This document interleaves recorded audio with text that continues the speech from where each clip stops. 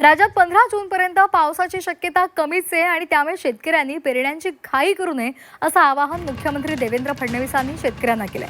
मराठवाडा, विदर्भ आणि उत्तर महाराष्ट्रामध्ये कमी पाऊस पडण्याची शक्यता आहे। अल निनोचा प्रभाव आणि त्यामुळे पाऊस यंदा कमी होणार आहे। सरासरीपेक्षा पाऊस कमी होईल असा अंदाज सुद्धा वर्तवण्यात आलाय आणि त्यामुळे अशा स्थितीमध्ये जास्तीत जास्त नुकसान टाळण्याचा प्रयत्न करा असं आवाहन देवेंद्र फडणवीसांनी शेतकऱ्यांना केलंय।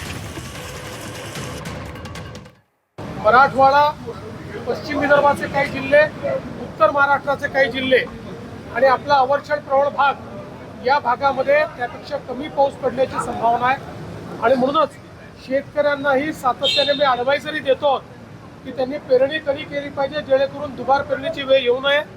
प्रयत्न आहेत की कमी पावसातही जेवढं जास्तीत जास्त त्या ठिकाणी नुकसान टाळता येईल, जेवढं कमीत कमी नुकसान होईल तेवढं झालं पाहिजे असा प्रयत्न चालू आहे। पेरणीची घाई करू नका, कोरडीपीक पेरण्या करू नका।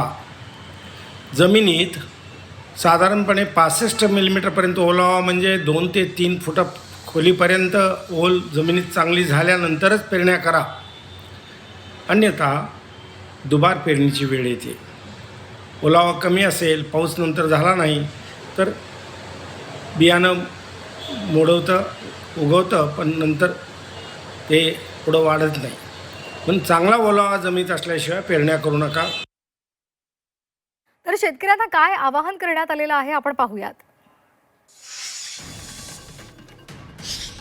राज्यामध्ये 15 जूनपर्यंत मान्सूनचा वेग कमी राहील अशी शक्यता आहे। पुरेसा आणि स्थिर पाऊस झाल्यानंतरच पेरणी करा असं आवाहन करण्यात आलंय। सध्या पेरणी केल्यास दुबार पेरणीची वेळ येण्याची शक्यता आहे, त्यामुळे 15 जून नंतर पावसाचा अंदाज घ्या आणि त्यानंतरच पेरणी करा असं आवाहन मुख्यमंत्र्यांनी केलंय। दुष्काळाचं संकट असल्यामुळे शेतकऱ्यांनी काळजी घ्यावी असंही सांगण्यात आलंय।